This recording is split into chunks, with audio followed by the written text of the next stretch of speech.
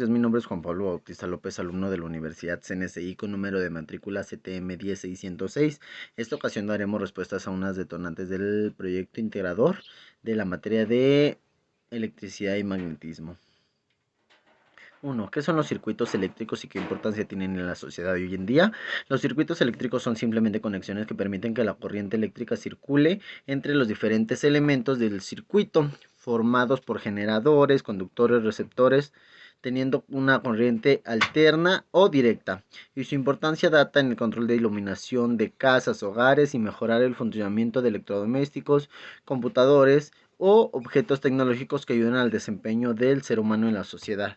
2. ¿A qué se refieren las leyes de Kirchhoff y dos aplicaciones prácticas que se les pueda dar? De manera rápida, estas leyes describen el comportamiento que existe entre la corriente y el voltaje en los circuitos eléctricos. Dos de sus aplicaciones son el hacer un análisis de nodos y a manera industrial podemos observarlo en obtener valores de intensidad de corriente en ramas de un circuito eléctrico. 3.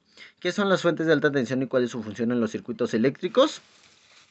Las fuentes de alta tensión nos permiten transformar un voltaje que se encuentra débil en un voltaje alto, y como parte de su función en cualquier circuito eléctrico se utilizan para transformar electricidad a grandes distancias.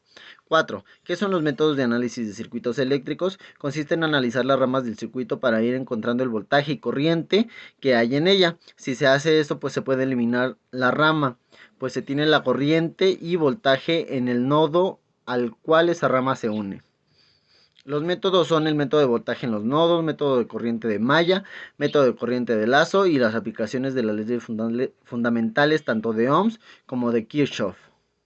5. ¿Cuáles son las aplicaciones de un capacitor? Ayuda a bloquear la corriente continua permitiendo el paso de la corriente alterna. En un motor eléctrico genera un campo magnético giratorio que permite el arranque del motor.